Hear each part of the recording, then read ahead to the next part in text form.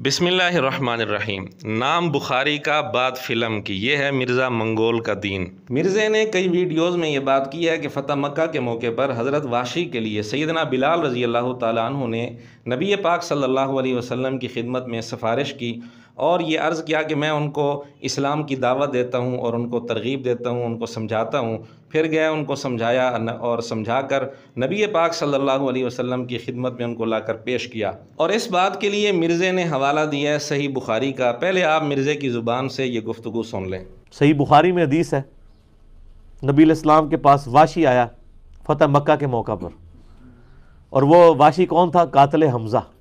हाय हाय हाय। वाशी को हज़रत बिलाल ने सिफारिश करवाई कि या रसूलल्लाह मेरे कहने पे माफ़ कर दिए जाए। इसमें मैं एक बात करूंगा जो इनके लिए बहुत बड़ी फकी है। सही बुखारी में हदीस है, वाशी ने फ़तह मक्का के मौका पर इस्लाम कबूल कर लिया। तो हज़रत बिलाल हबशी, जहाँ बाकी लोगों ने अपने रिश्तेदारों के लिए अमान हासिल की फ़तह मक्का के मौका पे, तो इन्होंने भी हुजूर से कहा कि या रसूलल्लाह मैं भी उसको अमान देना चाहता हूँ, मैं उसको कायल कर लूँगा कि वह इस्लाम कबूल कर ले। तो वाशी तैयार हो गया, हज़रत बिलाल ने ला के हुजूर के सामने प्रोड्यूस कर दिया सल्लल्लाहु अलैहि वसल्लम। ये थी मिर्ज़ा जेलमी की गुफ्तगू। वाशी के इस्लाम का वाक़या सही बुखारी के अंदर मौजूद है, लेकिन सैयदना बिलाल रज़ी अल्लाह तआला अन्हु का वाशी के लिए सिफारिश करना और हुज़ूर अलैहिस्सलातु वस्सलाम से इजाज़त मांगना कि मैं जाकर उनको तैयार करता हूँ, दावत देता हूँ।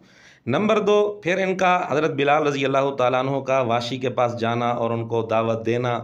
नंबर 3, फिर वाशी को हुज़ूर अलैहिस्सलातु वस्सलाम की खिदमत में हज़रत बिलाल रज़ी अल्लाह तआला अन्हु का लेकर आना। ये तीनों बातें सही बुखारी के अंदर मौजूद नहीं, बल्कि हमारी तलाश के मुताबिक ये बातें ना सही सनद के साथ मिलती हैं, ना ज़ईफ़ मुत्तसिल सनद के साथ कहीं मिलती हैं। हम यहाँ फिर गुजारिश करते हैं कि इन बातों का हवाला सही सनद के साथ जेहलमी फ़िरके का जो आदमी सबसे पहले कमेंट्स में देगा, हम उसको 1000 रुपया इनाम देंगे। अगर ज़ईफ़ मुत्तसिल सनद के साथ भी ये बातें दिखा देगा, उसको भी हम 100 रुपया इनाम देंगे। हमें बड़ी हैरानगी थी कि मिर्ज़ा जेलमी सैयदना बिलाल रज़ी अल्लाह तआला अन्हु, हज़रत वाशी रज़ी अल्लाह तआला अन्हु का आपस में ये जो ताल्लुक़ बता रहा है कि हज़रत बिलाल ने उनके लिए सिफारिश की, फिर गए, उनको समझाया, उनको लेकर हुज़ूर अलैहिस्सलातु वस्सलाम की खिदमत में आए, ये बातें हमें किताबी दुनिया के अंदर नहीं मिल रही थी। तो मिर्ज़ा जेलमी के उस्ताद गूगल, जिसको मिर्ज़ा जेलमी हाफिज़हुल्लाह दामत बरकातुम कहते हैं, तो इस गूगल पर सर्च करते हुए जो चीज़ सामने आई उससे अंदाज़ा होता है कि ये सीन किसी फ़िल्म या ड्रामे का था जिसको बुखारी का नाम देकर मिर्ज़ा जेलमी अपने शागिर्दों को सुना रहा है। अगर मिर्ज़े का कोई शागिर्द कहे कि नहीं, ये फ़िल्म का सीन देखकर मिर्ज़े ने नहीं बताया बल्कि किसी किताब से देखकर बताया, तो आए, मैदान तैयार है, दिखाएं किसी किताब से, सही सनद के साथ दिखा दें, ज़ईफ़ मुत्तसिल सनद के साथ दिखा दें, हम उनकी खिदमत में इनाम पेश करेंगे और उनका शुक्रिया भी अदा करेंगे। और नाज़रीन, ये भी एक हकीकत है कि मिर्ज़ा जेलमी उमर सीरीज़ जो ड्रामा है या फ़िल्म है, जो भी है, उसके देखने की तरगीब देता है, उसके बड़े फ़ज़ाइल बयान करता है, उसके मुतल्लिक़ जो बातें करता है उनमें से एक बात आपको सुना देता हूँ।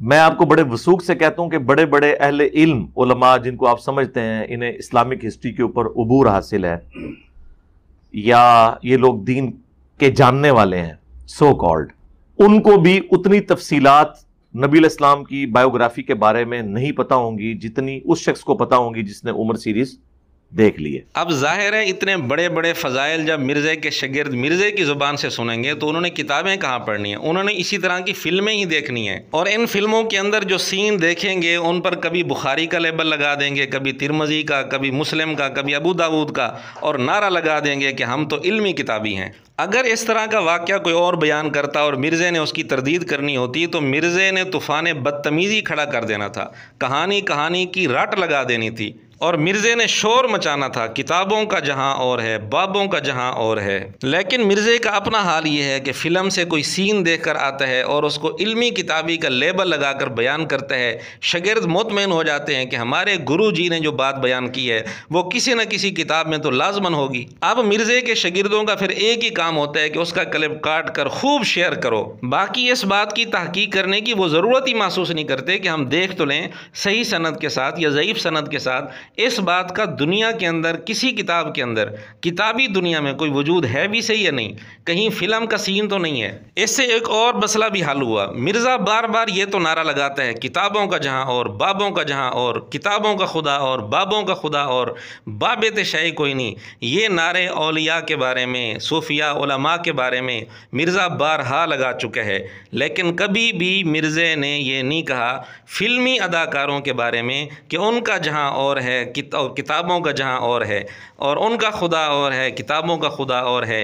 यह उसने नारा लगाया हो कि ये तो शाही कुछ नहीं, बल्कि उन अदाकारों के सीन देखकर मिर्ज़ा बड़े वसूख से और बड़े एतमाद से अपने शागिर्दों को वो सारी चीज़ें सुनाता है।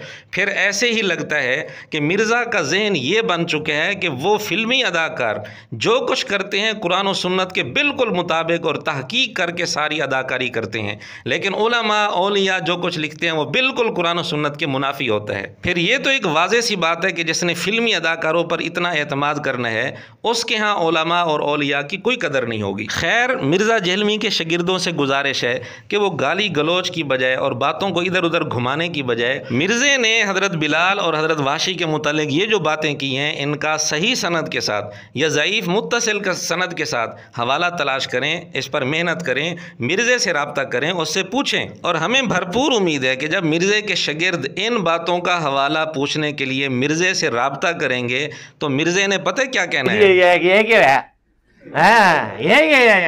ये आया मैं दाड़ थले ਤੁਹਾਡੀ